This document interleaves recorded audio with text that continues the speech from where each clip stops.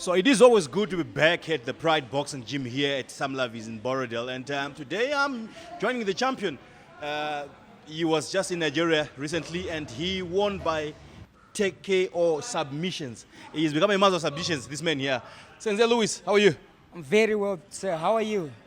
I'm very well. You won recently in Nigeria. How was the fight? The fight, because of all the preparation and the hard work I put in, the fight was easy. The fight was easy. The preparations were not. Yes. So if you are to go, if you want to watch this fight, you can go and watch it online. It was only 1 minute and 6 seconds when this man submitted Dali. It's Dali. That's his Damilani. Timothy Damilani. 1 minute 6 seconds, or 66 seconds, and the fight was over. So Sensei, how was the preparation like? You said it wasn't an easy. What was it like? Textbook.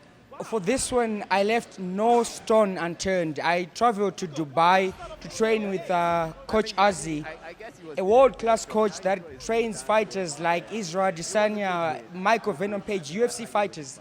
And I was training with him, getting instructions from him on how to perform, fill the gaps. And I had really high-level training partners on that side that fight for organizations like UFC and PFL, all the big organizations. Those were the guys that I was training with. So I prepared for this one. I really left no stone unturned. And after the fight, during the interview, you gave a very big challenge, eh? You said you are coming, you pronounced your intentions. He gave a challenge, a very huge, a world challenge actually, that he is coming for all the bantamweight people the people that in his category, that is going to be coming for them. And are you prepared for that? I meant every word I said, and just thinking about that gives me chills right now because it came from deep within my soul. I meant every word I said during that interview. I am coming for all of them, all the bantamweights. I am hunting them down. Ndrukuva Vima, Vese, all of them, and I mean it. I mean it. Now, this man who goes by the name Porcupine, which is Ngara in Shona, he meant it because I could see in his eyes when he was giving that interview there that he really meant it. But Louis, coming back to Louis, who exactly is Louis? How did you get into the sport of mixed martial arts? You know, there's a guy called Hassan. He trains in this gym as well. He will be fighting boxing in Namibia on Saturday. Guess what? He's also Porcupine, Ngara. So this thing runs in our blood. This fighting thing, it runs in the whole clan. We're fighters. We've always been fighters. So how I came across this sport, it's always been within me. I've always been that kid, Tiruku Mushogo, who was known for fighting other kids and was undefeated, Kumombe. I was that kid. And then I started watching movies like the Jean-Claude Van Damme's, the Jackie Chan, Bruce Lee's, and I would train by myself at home.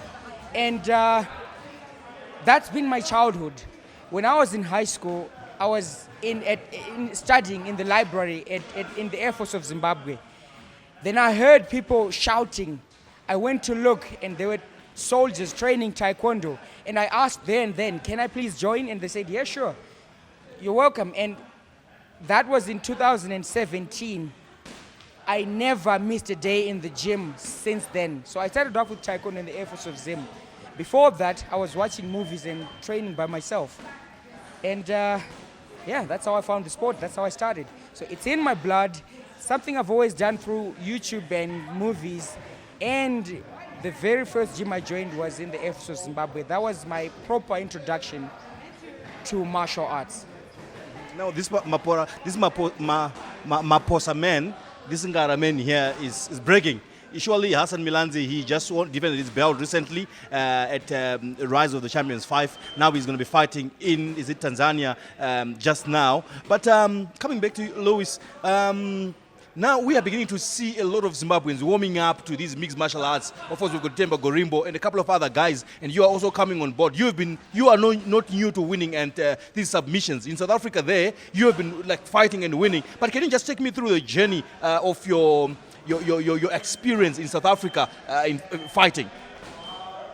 So in South Africa, after my 4 years of training Taekwondo in the Air Force of Zimbabwe, I became the African champion in Taekwondo. I became a black belt in Taekwondo, a national champion. And it got small, so I moved to South Africa. Coach Steve said to me, I'm going to teach you Brazilian Jiu-Jitsu first. You know the submission that I got? Yes. I spent a whole year learning Brazilian Jiu-Jitsu every day, twice a day. And he said, you need to be an African champion in Brazilian Jiu-Jitsu first before I can put you into mixed martial arts. So that was my first step in South Africa. It was really training Brazilian Jiu-Jitsu, and I became the African champion twice in Brazilian Jiu-Jitsu. And then the mixed martial arts tournaments, I competed at the IMAFs, which these guys are going to be competing at next month. I competed in that in 2022. I became the champion in the lightweight division, which then in 2024 I competed again. And so as I am now, I think I've won African championships about 5 to 6 times now. The best in Africa in Taekwondo, Brazilian Jiu-Jitsu twice, mixed martial arts twice. So when I call out the rest of the world, you know I mean it, because I can back it up. The evidence can back it up. He really said that I'm going to hunt you where you are. I am coming. But now that you have gone and you have done well for Zimbabwe out there, back here at home, and we see mixed martial arts is rising with each day. Right now you are just training a team that's preparing you to go. I will talk about that later. But what would you want to see happening also on the home soil regarding the growth of mixed martial arts? I think us professional fighters now, we need to start giving back a little. Not just by, here's how I think we should give back. We should give back by doing more of this, sharing the skills that we've learned out there, because me and the other guys like Nicholas Wende and Sylvester and all the other guys, we're pioneers of the sport. Now we need to start giving back, you know, by giving back through training the youngsters and hopefully starting local amateur competitions here. That way people know that, you know, mixed martial arts isn't just out there. It's in this country as well. We've got it. And then sponsors can start backing us up, because what does the sponsor want? They want visibility, right? We start training the athletes, we start doing competitions, and then sponsors will jump on board. As much as I would love to get sponsors, that's our responsibility as professionals that we need to fulfill first. And of course, as we go out there, we definitely need more support so we can keep doing what we're doing. Now, very lastly, Luis, Mataya, what are we going to be seeing happening in your life for the rest of the year? Are there any fights lined up? Are there any tournaments that you're looking forward to be attending? Is there anything lined up for the rest of the year? So the organization I fought for, they want me back. They were happy. Well, I'll put it this way. 66 seconds wasn't enough for them. They need more. They're intrigued. They want to know what the Porcupine is all about. So they want me back, and they're having an event in about 2 months from now. So my management and I are still talking about that. You know, where we need to go. But it would be nice to go there or somewhere else. But soon you will see me in action. Very soon. And this time, the fight is going to be shorter. There you go, Zimbabwe. Here's your boy, the Porcupine. Vanangara vanozinzwa. Isvana gushungu. Tenge chingo supporta Vanangara. Angara, it leaves me to say thank you so much, and wish you all the very best in your journey as you continue to make our country shine bright. Thank you.